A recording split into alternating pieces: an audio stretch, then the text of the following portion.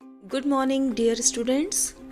Today, in this EVS module, we will start our new chapter, that is, chapter 18, Story of a River. Rivers are very important to our existence. They are a source of water to us. In this chapter, let us learn more about some important rivers of India. Origin of a river. Rivers are an important part of our lives because they provide us with water, our most essential necessity. However, where do rivers start from and where do they end? It's a question for all of us.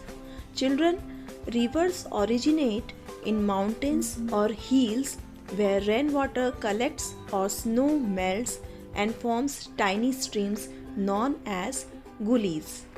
Gullies grow larger when they either collect more water to become streams or meet streams.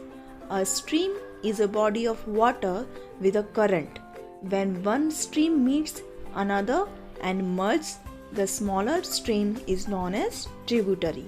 A tributary is a stream that does not reach the sea but joins another river. It takes many tributaries to form a river. A river grows larger as it collects water from one tributaries. Rainfall also helps it grow bigger. Streams usually form rivers in the higher parts of mountains and hills and flow down from there. Sometimes rivers' water falls from a great height in the form of waterfall. Some rivers originate from the melting of glaciers, for example, Yamuna River that originates from the Yamunotri Glacier. Seasonal changes in flow of the river. As seasons change, the flow and volume of rivers change too. In summer, melting glaciers and snow add water to the rivers. The rivers that flow from the Himalayas are known as Himalayan rivers.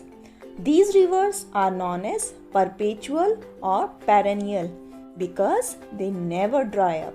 These rivers have water from the melting snow of the Himalayas throughout the year.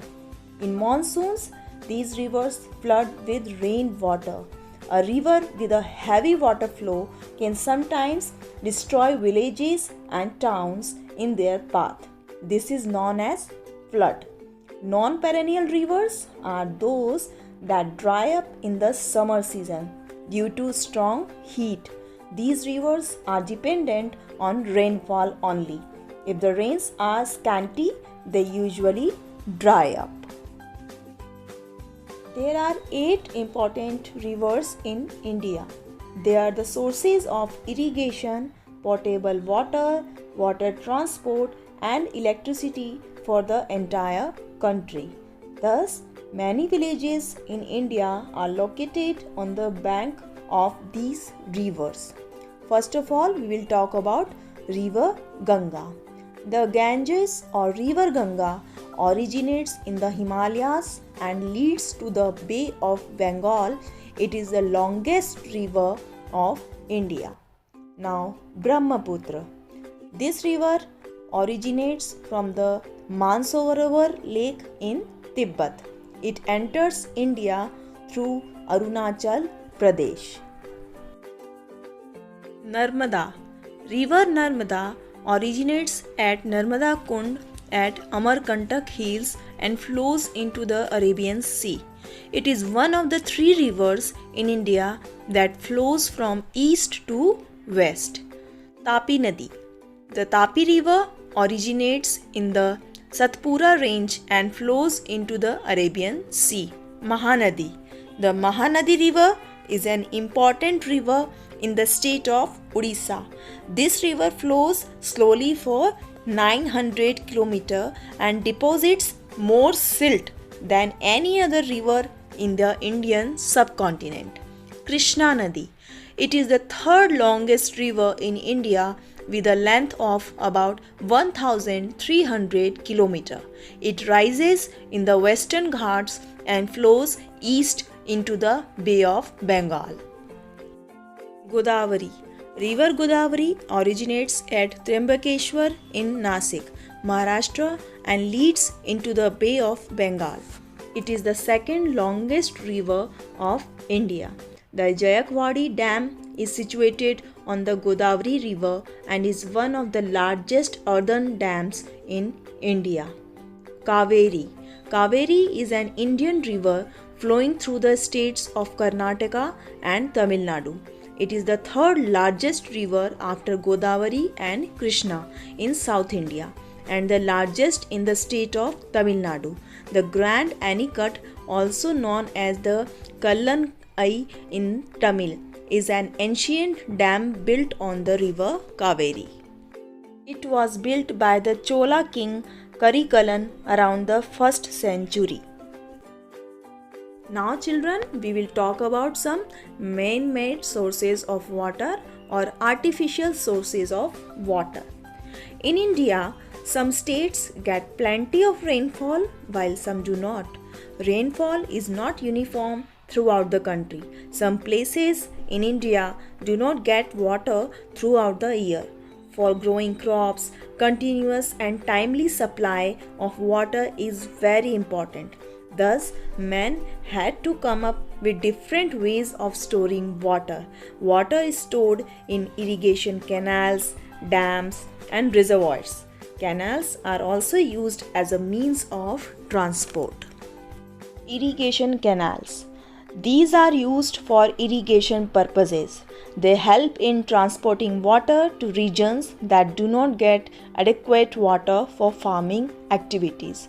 The Indira Gandhi Canal in Rajasthan is built to provide water for irrigation in the desert. It is one of the biggest canals of India. Dams.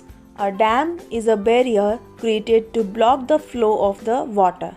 They have special gates on the wall called sluice gates, and these control the flow of water. They can be opened and closed to let water in and out as and when required. Dam water can also be used to generate electricity. This type of electricity is called hydroelectricity. Some examples of dams are Bhakra Nangal Dam on river Sutlej and Sardar Sarovar Dam built on river Narmada.